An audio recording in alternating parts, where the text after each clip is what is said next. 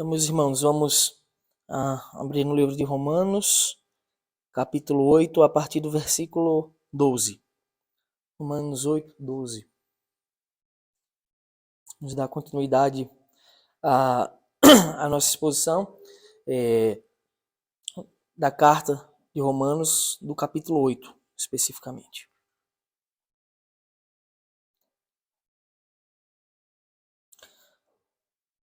Os irmãos encontraram? Amém. Romanos 8 diz assim, a partir do 12. Assim, pois, irmãos, somos devedores não à carne, como se estivéssemos obrigados a viver segundo a carne. Porque se vocês viverem segundo a carne, caminharão para a morte. Mas se pelo Espírito mortificarem os feitos do corpo, certamente viverão. Pois todos os que são guiados pelo Espírito de Deus são filhos de Deus. Porque vocês não receberam o espírito de escravidão para viverem outra vez atemorizados, mas receberam o espírito de adoção, por meio do qual clamamos, Abba, Pai. O próprio Espírito confirma ao nosso espírito que somos filhos de Deus. E se somos filhos, somos também herdeiros, herdeiros de Deus e co-herdeiros com Cristo. Se com Ele sofremos, para que também com Ele sejamos glorificados. Amém. Vamos orar. Senhor Deus Todo-Poderoso, nós te damos graças ao Senhor, te pedindo a tua bênção, te pedindo a tua iluminação santa, para que possamos entender as verdades do teu Evangelho. Nós te pedimos que o Senhor abra as nossas mentes para compreender e abra o nosso coração para crer, e que o Senhor também trabalhe na nossa vontade para que possamos viver em santidade, para que possamos aplicar a tua verdade nas nossas vidas, ó Senhor. Em nome de Jesus nós te pedimos, confiantes, Pai, que o Senhor é o nosso guia, o nosso Pai, o nosso Mestre, o nosso Senhor, o nosso sustento, a nossa glória. O Senhor é tudo. Nós te pedimos o teu auxílio nesse momento para poder entender, viver e compreender a tua palavra, Pai. Em nome de Jesus, nos ajuda e com teu Santo Espírito nos guia e nos guarda. Amém. Meus irmãos, nos primeiros versículos do capítulo 8 de Romanos, nós vimos como os verdadeiros crentes, eles passam por uma mudança brusca em suas vidas, no momento da conversão. Paulo, ele inicia no versículo 1, você pode acompanhar comigo, dizendo assim, agora pois, ele começa com essas duas palavras, agora pois passa a nos mostrar o quão diferente é, ou pelo menos o quão diferente deveria ser, né, a vida daquele que diz ter sido transformado por Deus, que diz não ser mais governado pelo pecado, mas agora ser governado por Deus. Apenas dois senhores são apresentados para um homem qualquer. Qualquer homem que vive sobre a terra tem apenas dois senhores apresentados como possibilidade. Ou o pecado, ou Cristo. Só tem dois senhores. Ou você vive debaixo do governo do pecado, consequentemente, sobre as leis que o pecado impõe, ou você vive debaixo do governo de Cristo, sobre as leis que o Senhor nos ensina. Nos capítulos anteriores de Romanos, o apóstolo Paulo ele fala sobre a sujeição que foi aplicada ao homem por causa do pecado.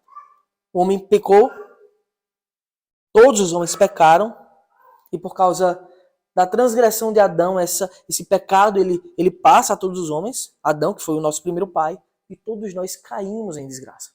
Então, em algum momento da vida, todos os homens, eles foram governados pelo pecado. Adão, ele foi influenciado pela sua mulher, por Eva, que por sua vez foi enganada por Satanás. O diabo disse a Eva, olha, se você comer do fruto, você vai ser como Deus. Ele conta essa meia verdade, porque ele queria pegar ela um desejo corrupto e maligno que ele mesmo tinha de ser como o Deus Todo-Poderoso. E ele conta essa meia verdade. Afinal, Adão e Eva seriam iguais a Deus se comessem do fruto? A resposta é sim, não. Eles seriam iguais a Deus, porque agora seriam conhecedores do bem e do mal, mas não igual a Deus na sua glória, na sua majestade, no seu poder e santidade. Pelo contrário, agora eles estariam desobedecendo ordens expressas de Deus. Então Eva, ludibriada pela serpente, Satanás comeu do fruto, deu para o seu marido e ele igualmente comeu. E caiu em pecado, caiu em transgressão. A desobediência de Adão faz com que a imagem de Deus, na qual ele foi criado, fosse manchada. Ele manchou a imagem de Deus que ele carregava. Ele corrompeu a natureza com o pecado. E agora todos os homens passaram a ser pecadores. Então nós nascemos com esse traço, essa mancha maligna, horrorosa do pecado. Desde então, o homem passou a ser escravo do pecado, marcado por essa mancha do erro, a mancha do engano, da contradição, e carregando a própria natureza pecaminosa, passando a ser justamente digno de condenação. Essa é a condição geral da humanidade. Todo homem passa a carregar essa marca. Essa marca, por causa de Adão, passou a todos os homens. E desde então, todos os homens naturais, ou seja, aqueles que não nasceram de novo, que não experimentaram o dom do Espírito, todos eles são pecadores. Pecado passou a todos os homens. Em contrapartida, enquanto o homem, quando teve a liberdade de escolha, que foi Adão, ele escolheu pecar, comer do fruto. Nós vemos, por outro lado, o amor de Deus, grandioso, infinito, que Paulo também apresenta, que envia o seu Filho perfeito como cabeça da igreja para morrer em nosso lugar, para pagar a pena do pecado, para pagar a nossa dívida. Ele não só faz isso, mas ele também nos apresenta o seu Santo Espírito. Segunda pessoa da Trindade. Terceira pessoa da Trindade. Ele nos apresenta o seu Santo Espírito. Ele derrama o seu Santo Espírito sobre nós. E o seu Espírito nos convence de toda a verdade. Ele nos mostra que cada uma das coisas que aconteceram na história tinha um propósito e sempre foram governadas e mantidas por Deus. Ele nos mostra que Jesus morreu em nosso lugar. E nós, ao recebermos o seu Santo Espírito, a regeneração que nos purifica, nós dizemos, sim, é verdade, Senhor, eu creio no Evangelho. E o seu Santo Espírito, ele passa a nos conduzir agora, não mais pelo caminho da morte, que o antigo Senhor, o pecado, conduzia a gente, mas agora para o caminho da vida, o caminho que leva a vida em abundância, o caminho que leva a paz. Esse é o caminho de Deus. Esse é o segundo governo. Esse é o segundo governo que é apresentado para a igreja. Os que estão em Cristo são governados por Ele e têm a vida. Os que estão no pecado são governados pelo pecado e, infelizmente, caminham para a morte eterna, para a condenação. Nós vimos as características desses dois senhores. Nós vimos que a inclinação para a carne conduz a disposições reprováveis, enquanto a inclinação para o Espírito nos inclina a virtudes que emanam do próprio Deus. É fato que essas duas inclinações, o pendor da carne e o pendor do Espírito, são opostas. E aqueles que estão em Cristo devem pender para o Espírito e não para a carne. Nós vimos como aqueles que são governados por Cristo devem possuir uma vida totalmente distinta daqueles que não são governados por Cristo. Nós vimos o pendor da carne, ou seja, a inclinação para o pecado, ela conduz à morte. Porém, a inclinação do Espírito conduz à vida. Nós vimos isso. Olha, um leva à morte e outro à vida. A inclinação da carne, ela leva a tormento, a condenação. Enquanto a inclinação do Espírito, pender para o Espírito, ser guiado pelo Espírito, nos leva à paz eterna com Deus. O pendor da carne, nós vimos que gera inimizade contra Deus. Ou seja, aqueles que não estão em Cristo são inimigos de Deus. Porém, aqueles que possuem o Espírito Santo são chamados de amigos de Deus, como nosso pai Abraão foi chamado também. Nós vimos que aqueles que têm o seu coração inclinado para o pecado, para o mal, eles são insubordinados. Eles não cumprem a lei de Deus. Mas nós, que temos o Espírito Santo, nós somos sujeitos à lei de Deus. E mais que isso, não só somos sujeitos, mas somos confiantes que Deus fará o melhor em nossas vidas quando nós cumprimos a lei. Mesmo que muitas vezes ela signifique negar o nosso eu, negar a nossa própria existência, a nossa própria vontade, que ainda é marcada pelo pecado, pelo traço do pecado, pelo engano, pelo erro. Nós vimos que aqueles que pendem para a carne, eles não só não cumprem a lei, como eles são incapazes de cumprir. Porque o pecado cega o homem de tal forma que impossibilita ele de fazer o bem verdadeiro. Enquanto nós, que possuímos o Espírito Santo de Deus, nós temos o poder para dizer não ao pecado. Nós podemos rejeitar o pecado. Com luta, com esforço e com auxílio santo de Deus, nós podemos dizer não ao pecado e viver em santidade. Nós devemos, portanto, observar essas diferenças que são extravagantes desses dois governos. As palavras do apóstolo, quando ele diz: agora, pois, já não há nenhuma condenação para os que estão em Cristo Jesus, nos leva ao primeiro ponto dessa manhã. O primeiro ponto que eu quero tratar com os irmãos é: o Espírito rompe os laços e dívidas com o pecado. O Espírito Santo, o Espírito de Deus que habita em nossos corações, ele rompe qualquer laço que você tenha com o pecado. Ele rompe qualquer dívida. Encerra-se a dívida e nós não estamos mais sujeitos ao pecado. Vamos ler o que está escrito nos versículos 12 e 13. Diz assim: assim, pois, irmãos, veja que Paulo está se dirigindo aos crentes, ele chama de irmãos. Assim, pois, irmãos, somos devedores, não a carne, como se estivéssemos obrigados a viver segundo a carne. Porque se vocês viverem segundo a carne, caminharão para a morte. Mas se pelo Espírito mortificarem os feitos do corpo, certamente viverão.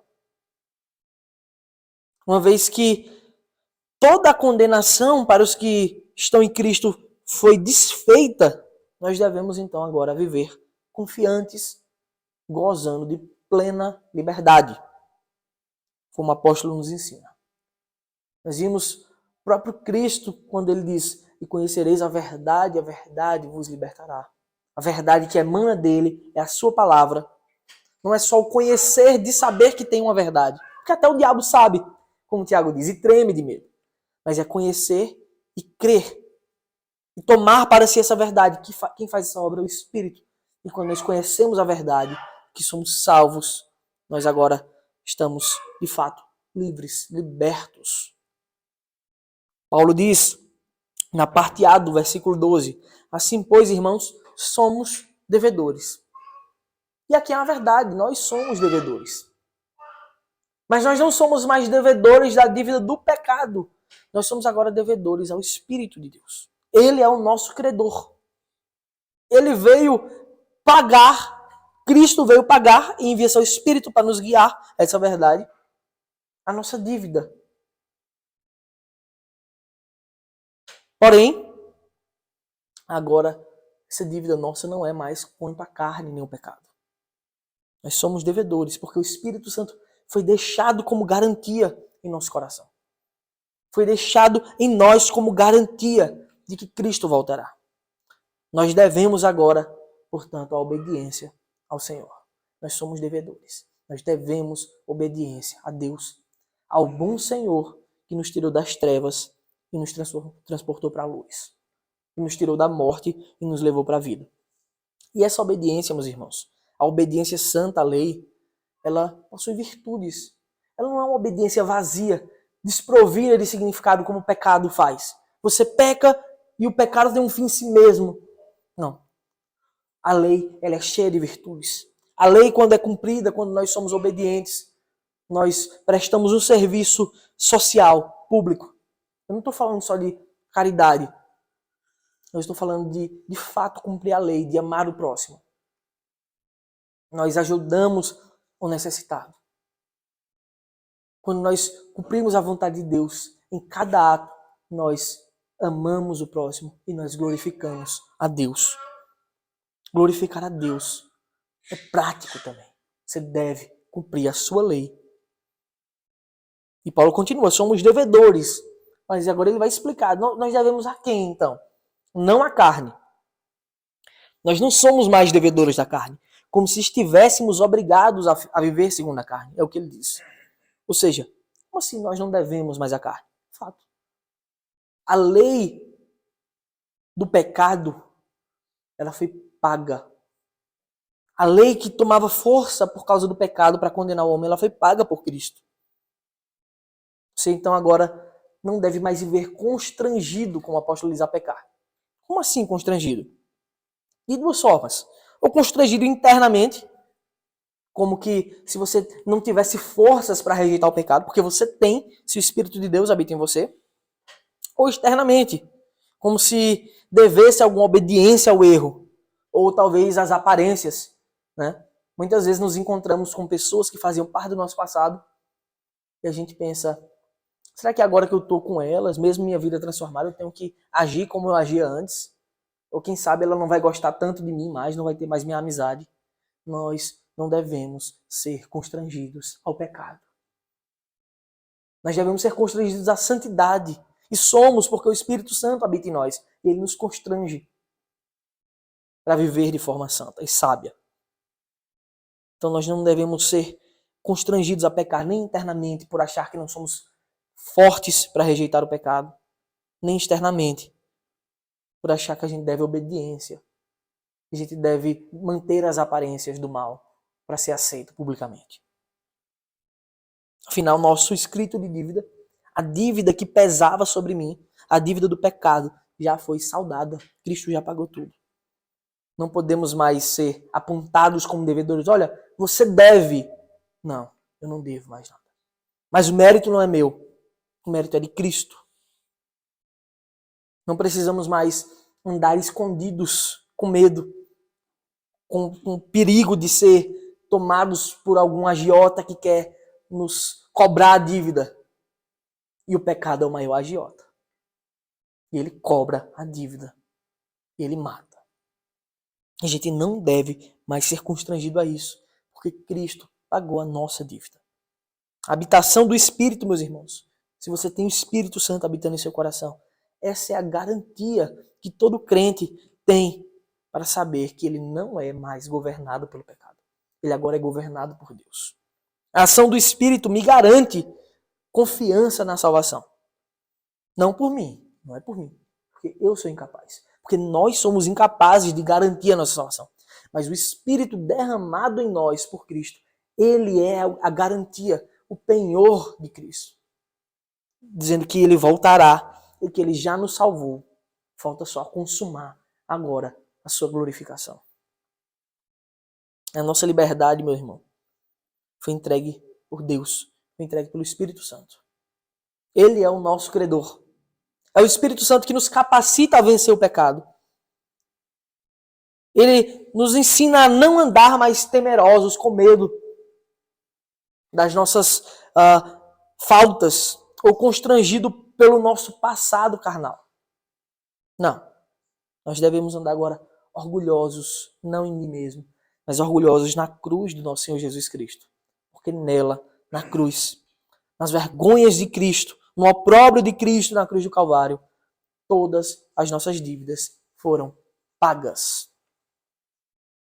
E Paulo ele diz, olha, versículo 13, porque se vocês viverem segundo a carne, caminharão para a morte, mas se pelo Espírito mortificarem os feitos do corpo, certamente viverão. Olha o que ele diz. Porque se vocês viverem segundo a carne, caminharão para a morte. Ó, o pendor da carne o que faz? Leva à morte. Mas se pelo Espírito mortificarem os feitos do corpo, certamente viverão. Nós já vimos, só há dois governos. Ou o pecado te governa e a carne te inclina para o mal, ou o Espírito, ou Cristo te governa e você é guiado pelo Espírito. E cada um desses governos fazem com seus liderados, fazem com que eles andem no seu estilo de vida específico, no seu estilo de vida peculiar. Os que são governados pelo Espírito, meus irmãos, eles mortificam os feitos do corpo. Ou seja, nós devemos mortificar a nossa natureza carnal. A nossa natureza que ainda está presente em nós. E é assim que nós caminhamos para a vida. Porque se vocês viverem segundo a carne, é o que está escrito, vocês vão caminhar para a morte. Mas se viverem pelo Espírito, vocês viverão. Se vocês mortificarem os feitos do corpo, certamente vocês viverão. Segundo John Stott, ele diz: existe um tipo de vida que leva à morte e um tipo de morte que conduz à vida. E é muito interessante como esse versículo parece ser contraditório, talvez para um leigo nas Escrituras, mas a verdade e o paradoxo da morte e a vida aqui são muito fortes e presentes. Olha, aqueles que vivem segundo a carne, aquele que vive para si mesmo, morre. Mas aqueles que mortificam a carne, vivem. Essa é a glória de Deus sendo expressa na sua Escritura. O próprio Jesus já tinha nos ensinado isso, como nós estudamos no capítulo 12 de João. No versículo 25 ele diz: quem ama a sua vida, perde-a. Mas aquele que odeia a sua vida neste mundo, irá preservá-la para a vida eterna. Aquele que não suporta a sua natureza pecaminosa, que mortifica os feitos do corpo para viver para a glória de Deus, esse realmente vive para sempre. Agora, aquele que é apegado às coisas desse mundo, que vive para cá, achando que aqui está a sua fonte eterna, esse morre. Nós somos chamados para odiar, e o sentido não é ter ódio da vida física que Deus nos deu, mas ódio das nossas malignidades. Nós somos chamados para odiar o mal e viver para a glória de Deus, com a certeza que, enfim, viveremos eternamente, sem a presença do mal. Paulo nos ensina, vocês devem, pelo Espírito, mortificar os feitos do corpo. Ou seja, matar os feitos do corpo, amortecer. E alguém podia perguntar, afinal, o que é então que é mortificar os feitos do corpo? O que será que é isso? Será que é anular a natureza humana? De forma que a gente deve não se sentir mais como humanos? Ou uma espécie de autoflagelação, de se chicotear? A resposta é não é isso que Paulo está falando. A mortificação dos feitos do corpo consiste em você reconhecer o mal que habita em você ainda. Significa que você deve reconhecer a sua natureza pecaminosa e rejeitá-la. Avidamente, veementemente, rejeite o mal que habita em você.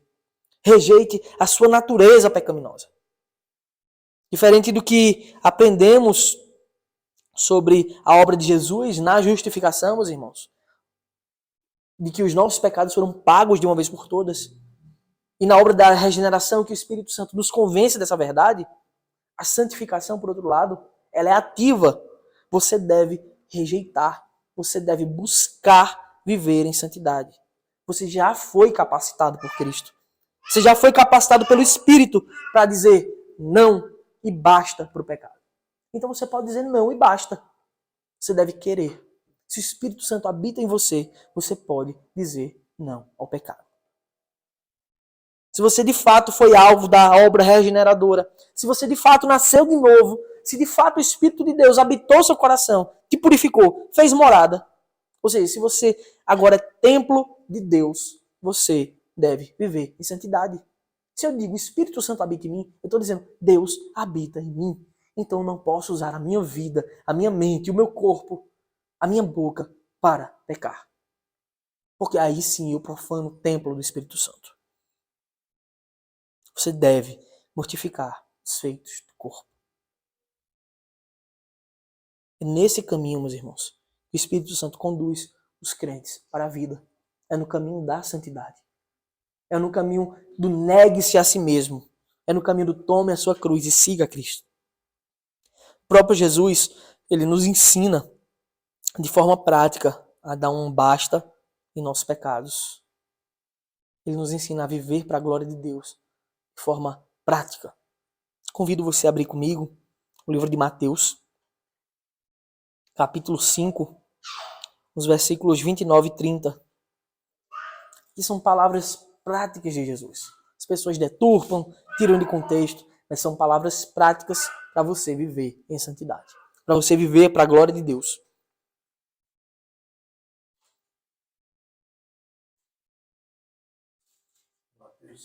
Mateus 5, versículos 29 e 30. A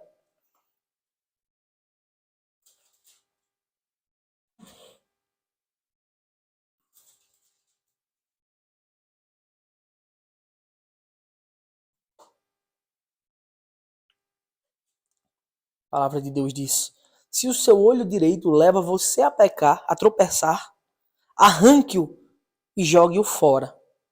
Pois é preferível você perder uma parte do seu corpo do que ter o corpo inteiro lançado no inferno. E se a sua mão direita leva você a tropeçar, corte-a e jogue-a fora. Pois é preferível você perder uma parte do seu corpo do que o corpo inteiro ir para o inferno. São palavras práticas. Cristo está dizendo: você deve decidir optar pela santidade. Você deve fazer o que é certo. Você deve praticar a justiça. Não peque.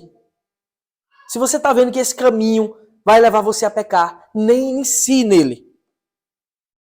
Você deve tomar a decisão mais espiritual da sua vida hoje, que é abandonar o pecado. As pessoas dizem: eu vou tomar uma decisão espiritual para a minha vida. Ah, não, é porque minha vida eu vou seguir tal emprego. Ah, tal estudo. Não. A decisão espiritual que você deve tomar para a sua vida é: pare de pecar. Porque o Espírito já lhe capacitou para dizer não ao pecado, se você, de fato, é um filho de Deus. John Stott, mais uma vez, ele afirma que nós devemos ser inflexíveis em nossa decisão de abandonar o pecado. Não deve haver possibilidade. Se você resolveu abandonar o pecado, você deve ir até o fim, firme. Não olhar, não tocar, não querer, não tentar controlar a sua aproximação com o pecado. Se você tentar dizer: não, eu consigo ir até ali e aqui eu volto. Não, você vai cair. Você deve ser inflexível contra o pecado. Inflexível na aproximação com o mal. Isso é verdade, meus irmãos. A gente não pode dar brecha. A nossa natureza ainda é corrupta.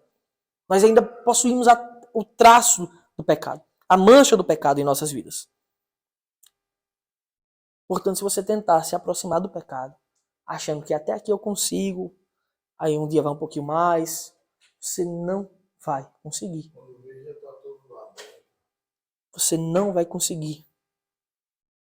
A nossa natureza ainda é corrupta. A nossa natureza ainda quer se deleitar com o mal. Se você tentar fazer isso, logo você vai estar como um porco, rolando, mergulhando na lama, todo sujo. Mas o Espírito, ele nos fortalece, fazendo a gente reconhecer que ainda somos fracos, nos ensinando que muitas vezes dizer não ao pecado consiste em não ir lá e confrontar o pecado, mas em fugir dele. Muitas vezes, meus irmãos, dizer não ao pecado, decidir não pecar, é não ir confrontar o pecado, é fugir do pecado. O apóstolo Paulo também ensina em 2 Timóteo 2,22. Ele diz: fuja das paixões da mocidade. Ele não diz lute contra elas. Vai lá e repreenda, como muitos acham que é assim, né? Não. É fuja, corra. Siga a justiça, a fé, o amor e a paz com os que de coração puro invocam o Senhor. E ele ainda ele não só diz para fugir, mas ele ainda ensina um método muito importante e precioso para a vida de qualquer crente, para estar apto a fugir e para conseguir viver em santidade. Olha o que ele diz: siga a justiça, a fé, o amor, ou seja, tome para si as virtudes de Cristo que ele lhe oferece, com os que de coração puro invocam o Senhor. E ainda botam com os que, ou seja, esteja junto daqueles que têm o mesmo propósito. Esteja junto dos verdadeiros crentes que de coração puro invocam ao Senhor. É assim que você abandona o pecado. É assim que você busca a justiça de Deus. Não há como dizer: eu quero fugir da prostituição, mas eu continuo andando com aqueles que me levavam a me prostituir. Eu quero fugir da embriaguez, eu continuo andando com aqueles que me levavam a me embriagar. Eu quero fugir da idolatria, eu continuo andando com idólatras. Você deve cortar laços com o pecado. O Espírito Santo, ele nos capacita a isso. Ele faz com que nós não tenhamos mais dívidas, nem laços nenhum com o pecado, mas que a gente viva para a justiça de Deus, junto com os verdadeiros crentes. O segundo ponto que eu quero tratar com vocês, meus irmãos, nessa manhã, é mais que nosso Senhor, Deus é o nosso Pai. Mais que Senhor, o nosso Salvador é o nosso Pai. Diferente do pecado, que nos governava no passado, e ainda governa e escraviza muitos homens hoje, nosso Senhor Jesus Cristo, ele nos chama para a liberdade e uma vida ao seu lado, uma vida de justiça, de bondade, de amor.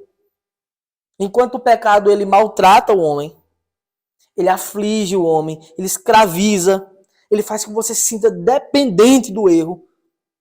Jesus ele liberta, salva e conduz a igreja por caminhos santos pelo Espírito Santo.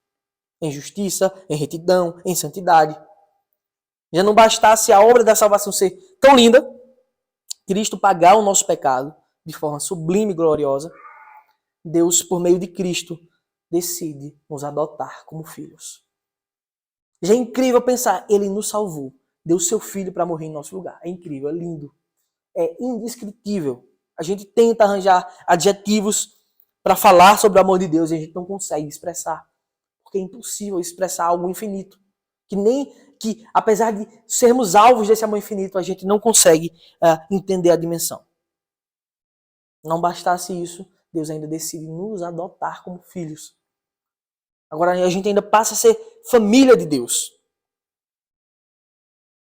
Agora nós podemos olhar para o nosso Senhor e chamá-lo de Pai. Por isso que Cristo nos ensina a oração dominical, dizendo: Pai nosso, que estás no céu. A gente ora chamando o Deus soberano de Pai. Com certeza que Ele vem ao nosso socorro. Como nós socorremos os nossos filhos pequenos, como estão necessitados, o Deus soberano, Ele socorre a sua igreja, seus filhos. Essa filiação, meus irmãos, ela é plena. É uma filiação verdadeira. E a marca de um verdadeiro filho de Deus é que ele é conduzido pelo Espírito Santo. Observe comigo o que Paulo escreve no versículo 14 de Romanos 8. Pois todos os que são guiados pelo Espírito de Deus são filhos de Deus. Olha, todos os que são guiados pelo Espírito de Deus são filhos de Deus. Daqui a gente já extrai algumas verdades importantes. Primeiro, Deus não é pai de todos os homens. Deus é pai daqueles que são guiados pelo seu Espírito Santo. Aqueles que recebem o Espírito de Deus, nós já vimos que eles recebem a Cristo como Salvador. E são esses os que são os verdadeiros filhos de Deus. Nós já vimos em João também, no capítulo 1, quando João escreve: Ele veio para o que era seu, e os seus não o receberam. Mas a todos quantos o receberam, deu-lhes o poder de serem feitos filhos de Deus. A saber, aos que creem no seu nome. E ele continua: os que não nasceram do sangue, nem da vontade da carne, nem da vontade do homem, mas de Deus. Ou seja, aqueles que recebem a Cristo como Salvador, significa que eles nasceram de Deus. Um nascer de novo, um nascer regenerador do Espírito. Esses é que são os filhos de Deus. Os que têm o Espírito Santo são filhos de Deus. Todos os que têm o Espírito Santo, todos os que são guiados pelo Espírito de Deus, são filhos de Deus. Então, a gente consegue extrair muitas verdades. Primeiro, Deus não é o pai de todo mundo. Ele é o pai dos verdadeiros crentes. Segundo, não há ímpio com o Espírito Santo. O Espírito Santo, ele habita apenas nos crentes. E se ele habita no crente, ele faz do crente um filho.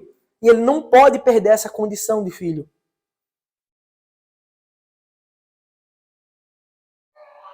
A paternidade de Deus é real para os verdadeiros cristãos. Nós somos guiados e assistidos por Deus. O Espírito Santo, ele habita o eleito. Ele regenera aquele que é escolhido por Deus. Ele converte o pecador. Ele capacita o crente a viver de forma justa e a vencer o pecado. Ele guia todos nós, para o caminho da justiça. E ele nos conduz, quanto igreja de Deus, para a vida eterna. Nós somos constantemente constrangidos pelo amor de Deus, constrangidos pelo Espírito Santo a andar no caminho certo, no caminho justo. Nós, como filhos, somos guiados por Ele para viver como tal. Então, se você é filho de Deus, se você diz: eu sou filho de Deus, viva e honre o seu Pai eterno. Porque a sua palavra diz que a gente deve honrar pai e mãe. Que dirá o Pai eterno que está no céu. Viva para a glória de Deus. Conclusão de tamanha obra, meus irmãos. A obra da adoção de Deus está expressa no versículo 15, que diz: porque vocês não receberam um espírito de escravidão para viverem outra vez atemorizados, mas receberam o espírito de adoção, por meio do qual clamamos: Abba, Pai. Não recebemos um espírito de escravidão, um espírito que nos atormenta, que nos aflige, que nos obriga a fazer o que é mal. Pelo contrário, nós recebemos um espírito de liberdade, o espírito que nos conduz à verdade, e a verdade libertadora, a verdade que nos liberta do pecado, que faz com que nós sejamos capazes agora de não mais pecar. Logo, meus irmãos, nós somos livres também de toda a condenação.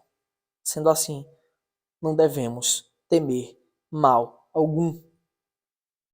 Porque vocês não receberam um espírito de escravidão para viverem, outra vez, atemorizados, para viver com medo. Não só nós recebemos o Espírito de Deus que habita em nós, que nos livra da condenação, que nos livra do pecado, como recebemos o Espírito de adoção. O Espírito da adoção. Ou seja, fomos adotados por Deus. O Todo-Poderoso, o Criador, o que criou todas as coisas que existem, o que tem a glória infinita, infinito poder, infinita sabedoria, domínio, majestade, poder, riqueza. Ele decidiu dizer: você, a partir de hoje, será meu filho. E você vai ser herdeiro de tudo que tenho. Você tem noção da magnitude, do tamanho dessa verdade?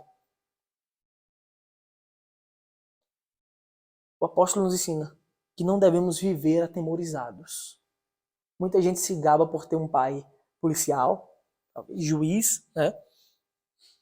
Quase que dizem assim: não, eu posso fazer o que quiser, eu sou intocável, né? Você sabe quem é meu pai, né? A carteirada clássica, né? Você sabe quem é meu pai? Nós somos ensinados que nós cristãos temos um Pai Todo-Poderoso. Que motivo você tem para viver com medo, atemorizado, achando que o mal vai sobreviver a você? Ainda que nós morramos hoje, se você é um filho de Deus, a gente entra em glória eterna com o Senhor. Não há motivo para temer nada. Muitas vezes, meus irmãos, eu me deparo com alguns crentes, é mais comum do que o que parece. Várias pessoas já chegaram para mim perguntando isso. Eles com medo, temerosos, com medo. Eles me perguntam: será que realmente Deus me ama? Os crentes, membros de igreja. Será que Deus me ama mesmo? Será que realmente eu sou crente? As pessoas me perguntam.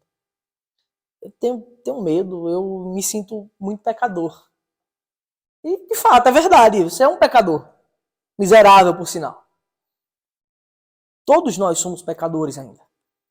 Mas se Deus te chamou, se Deus te adotou, te colocou na família dele, derramou o Espírito Santo no seu coração, pagou a dívida da condenação, é fato que ele te ama. É fato que você é um verdadeiro crente. Você deve compreender essa verdade, que o amor de Deus não está baseado no seu merecimento. Porque se tivesse, aí não tinha jeito. A gente estava perdido. Mas Deus decidiu nos amar, sendo nós quem éramos, pecadores, miseráveis. A dívida foi paga. E todo aquele que invoca o nome do Senhor e tem o Espírito de Deus, esse é filho de Deus. E esse será salvo. Nos versículos anteriores nós tínhamos sido chamados, né, de amigos de Deus. Aquele que tem o pendor do Espírito, esse é amigo de Deus. Que tem o pendor da carne, é inimigo de Deus. Agora nós aprendemos que somos, além de amigos, filhos de Deus. Vai aumentando a nossa relação com Deus. Versículo 15, a parte B, né? Vamos ler o versículo completo que diz: porque vocês não receberam um espírito de escravidão para viverem outra vez atemorizados, mas receberam o espírito de adoção, por meio do Pai, por meio do qual clamamos, Abba, Pai. E a palavra Abba é justamente Pai, né? Podemos clamar a Deus em todas as nossas necessidades. Podemos clamar a Deus quando nós nos sentimos fracos, quando nós temos a incerteza das coisas. Em todos os momentos, nós podemos e devemos clamar a Deus. E devemos ter a certeza que o Espírito Santo, que habita em nosso coração, que nos assiste, que nos conduz, que nos sustenta, leva ao Pai as nossas ansiedades, fraquezas, as nossas dores, né? Ele nos adotou como filhos. Nós recebemos o Espírito da adoção. O Espírito Santo vem fazer essa obra de nos enxertar na videira, nos colocar na família de Deus. Por isso que nós podemos olhar aos céus e clamar, Pai, eu preciso do Senhor. Eu necessito do Senhor. Eu necessito de Ti, Pai, noite e dia, em todo momento. Porque Ele é o nosso Pai. É o Pai perfeito. E temos acesso constante ao nosso Pai. É ilimitado o acesso que nós temos a Deus. Se você é filho de Deus, então nós somos irmãos. Então, nós temos direitos agora legais dessa filiação. Deus ele não nos dá apenas um título de filhos.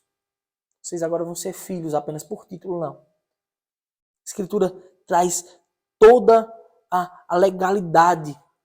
Somos de fato filhos de Deus. Nós perdemos a nossa antiga filiação. Se antes éramos filhos de Adão por causa do pecado, agora somos filhos de Deus por causa da justiça de Cristo. Agora nós somos herdeiros de tudo. Nós não temos mais dívidas passadas da nossa vida anterior. Deus é absolutamente nosso Pai. Somos irmãos e co-herdeiros junto com Cristo. Sendo assim, meus irmãos, você pode clamar por socorro com a certeza de que seu Pai vai te socorrer. Então, como então nós podemos ter a certeza dessa filiação, né, e das suas dádivas? Né? Como é que a gente pode ter a certeza? Esse é o terceiro e último ponto do sermão dessa manhã. Versículo 16 diz: o próprio Espírito confirma ao nosso espírito que somos filhos de Deus. É pelo Espírito Santo, meus irmãos, que nós somos convencidos de toda a obra perfeita de Deus, de toda a obra da salvação. É o Espírito Santo que nos convence. É Ele quem nos desvenda os mistérios da adoção e da salvação, que nós fomos alvos. O seu cuidado para com os crentes, ele é prático, não é teórico. Que a gente tem que ler vários livros para entender o significado da ação do Espírito em nossos corações. É prático. O Espírito Santo age de forma prática em nossos corações. Primeiro, ele nos incomoda quando nós pecamos. Ele vai te incomodar se você é um filho de Deus.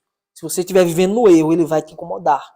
Ele vai mostrar a sua fraqueza, mostrando que você tem que melhorar aqui. Ele nos capacita a dizer não ao pecado. Isso é uma das características mais marcantes de um crente. É que antes você era obrigado, escravizado pelo pecado. Você só tinha a opção de pecar. E agora a gente diz, não vou mais fazer isso. Esse eu antigo já morreu. Esse era meu velho homem. O novo homem não faz isso mais. É o Espírito Santo que faz isso em você. Ele nos apresenta as riquezas do Evangelho. Ele nos apresenta as boas novas de Jesus. De forma prática. Porque antigamente a gente até podia ouvir falar de Cristo. Mas só com a ação do Espírito Santo é que nós dizemos, eu creio no Evangelho de Deus. Esses são alguns dos testemunhos constantes do Espírito. Bem como quando ele nos faz olhar para o nosso passado. Para quando a gente imagina e vê nossa antiga perspectiva. Quanto nós éramos terríveis. E de onde ele nos tirou. E onde ele nos colocou. A gente vê a sua obra prática. Por outro lado, infelizmente, se o pecado ele não te traz incômodo nenhum, se você está anestesiado para os efeitos maus do pecado, se você vive a mesma vida de sempre, sem mudança alguma, sem necessidade alguma de melhorar, se você não crê no evangelho de verdade, se você acha que a salvação depende de você em algum sentido, se você não enxerga a gravidade dos seus erros, eu tenho plena certeza de que você precisa, então, desesperadamente da habitação do Espírito. Só Ele pode mudar essa situação de morte espiritual. A verdade é que o Espírito Santo, meus irmãos, é a garantia da nossa herança. Olha o que diz o versículo 17. Primeiro ele diz, no 16, o próprio Espírito confirma ao nosso Espírito que somos filhos de Deus. No 17 ele diz, e se somos filhos, somos também herdeiros. Herdeiros de Deus e co-herdeiros com Cristo. E se com ele sofremos, para que também com ele sejamos glorificados. Somos herdeiros de Deus. Somos herdeiros do Criador de todas as coisas. A habitação do Espírito é a garantia plena de que receberemos a herança perfeita. Todo aquele que foi alvo da obra do Senhor terá a obra completada de uma vez por todas. Aquele que começou a boa obra, ele é fiel para terminá-la, para completá-la até ao dia de Cristo. Por isso que nós temos a certeza de que ele voltará. Porque ele derramou o seu Espírito em nós, como penhor como garantia dessa verdade. Eu voltarei para buscar a minha igreja, para salvá-lo de uma vez por todas, para dar um novo corpo, para restaurar, fazer novos céus e terra. Significa que nós veremos um mundo perfeito, restaurado, um mundo novo. Veremos um mundo sem a mancha do pecado, sem as consequências do pecado, ou seja, um mundo sem dor, sem tristeza, sem angústia, sem falha, sem pecado, nem morte. Viveremos eternamente, seremos participantes da glória de Deus, veremos a Deus e estaremos com Ele próprio para sempre. Essa é a maior das glórias. É saber que nós estaremos com Deus, vendo a Deus por toda a eternidade. Não há nada mais importante do que estar próximo de Deus. Quem é que nos garante tudo isso? Que garantia nós temos hoje de que Cristo vai voltar? Afinal, já tem 2000 anos que Ele subiu. Qual a garantia nós temos? A garantia é: Espírito Santo habita em nossos corações. Então Ele voltará.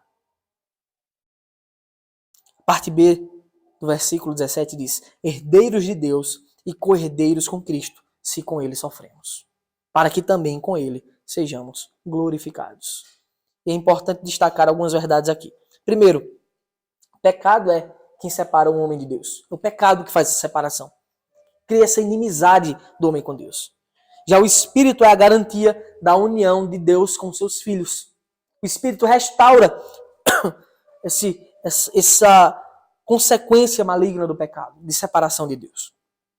Essa é a maior herança, meus irmãos, que nós temos. É a certeza de que um dia seremos unidos a Deus. E estaremos com Ele plenamente e para sempre.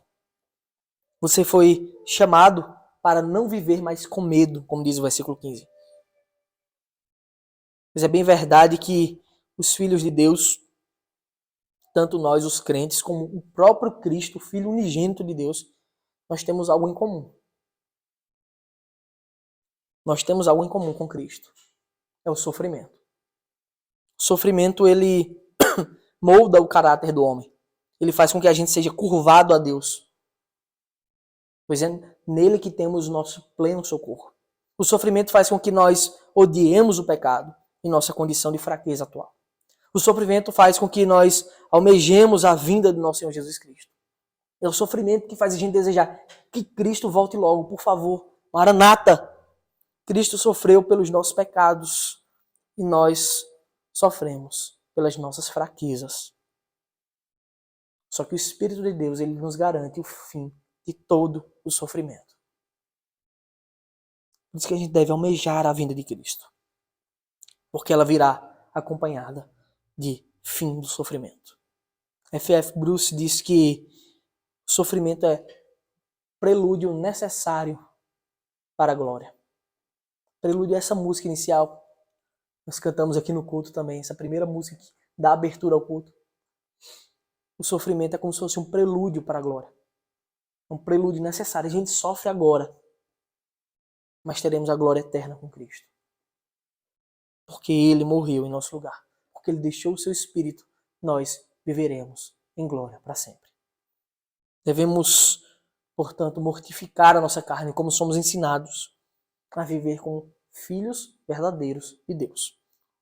Nós somos fracos, mas devemos mortificar a nossa carne por meio do Espírito. E por mais intenso e sofrido que seja, lutar contra a nossa própria natureza é intenso e é sofrido. Por mais intenso e sofrido que seja, participar dos sofrimentos de Cristo, meu irmão, nada se compara com a beleza das palavras finais que ouviremos do Senhor. Como está escrito em Mateus 25, 21. O Senhor disse: muito bem, servo bom e fiel. Você foi fiel no pouco, sobre o muito te colocarei. Venha participar da alegria do seu Senhor. Essa palavra é incrível. Você foi fiel no pouco, no muito te colocarei. Venha participar da alegria comigo por toda a eternidade. Essa palavra final deve nos mover, mexer o nosso coração, inclinar a Deus, ansiando pela volta de Cristo, ansiando pelo socorro final, pelo fim do sofrimento.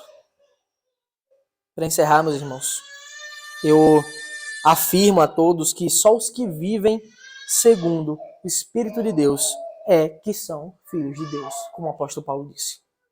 De outro modo, você não é filho de Deus. Se você não vive pelo Espírito de Deus, você é apenas uma criatura de Deus. Você é chamado para viver para a glória de Deus. E o que deve te motivar é saber que um dia você estará unido com seu Pai e será participante dessa glória para sempre. E o Senhor nos abençoe em Cristo. Amém. Vamos orar. Convido você a se colocar de pé nesse momento, para a gente fazer uma oração e encerrar.